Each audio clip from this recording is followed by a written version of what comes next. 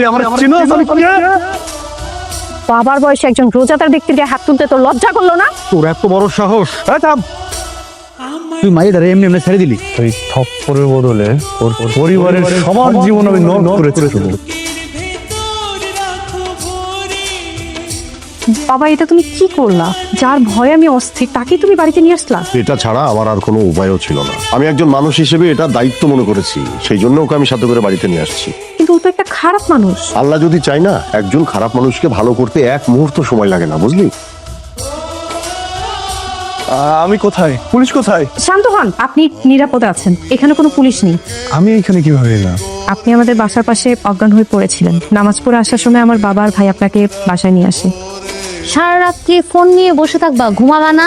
বাড়িটা আমার কোথায় আছে, কেমন আছে কিচ্ছু জানি না, মোবাইলটাও বন্ধ। এখন আপনি যেতে পারবেন না, এখন তো অনেক রাত হয়ে গেছে।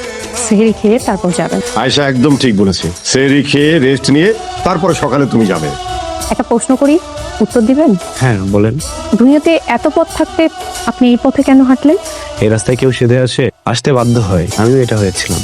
অনেক ছোটবেলায় বাবা মা মারা যায়, কখনো বাবা মার ভালোবাসা পাইনি। বড় ভাই মানুষ করে। ভাইয়ের অনেক ইচ্ছা ছিল আমাকে অনেক বড় অফিসার বানাবে। ভাই বিয়ে করলো, নতুন ভাবি আসলো। ভাবি আসার পর থেকেই অনেক ধরনের ঘটনা ঘটে গেছে আমার লাইফে। ভাবি আজকে ফর্ম ফিল আপের শেষ দিন, টাকা দাও। আমি টাকা পাবো কোথায়? ভাইয়ের টাকা রেখে যায়নি। তোমার ভাইয়া এতগুলো টাকা কোথায় পাবে বলো তো? সে নিজেই তো ঠিক মতো চলতে পারে না, আর সংসারটা চলতেছে কত কষ্টে, সেটা তোমার কোনো ধারণা আছে? এত পড়ালেখা করে কি হবে বলো? আমি বলি কি, পড়ালেখা বাদ দিয়ে যে কোনো অন্য একটা কাজ করো যেটাতে কিছু পয়সা ইনকাম হবে, বুঝছো? এটা ধর।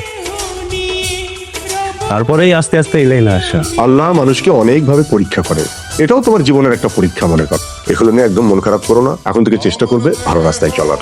এগুলো সবকিছু বাদ দিয়ে নামাজ কালাম পড়বে, দেখবে এমনি আল্লাহ তাআলা তোমাকে ভালোবাসবেন এবং সবকিছু ভালো করে দিবে, ঠিক আছে? আজকে যে নেতার বাসায় পার্টি আছে, এটাকে ভুলে গেছোস? যাবো না।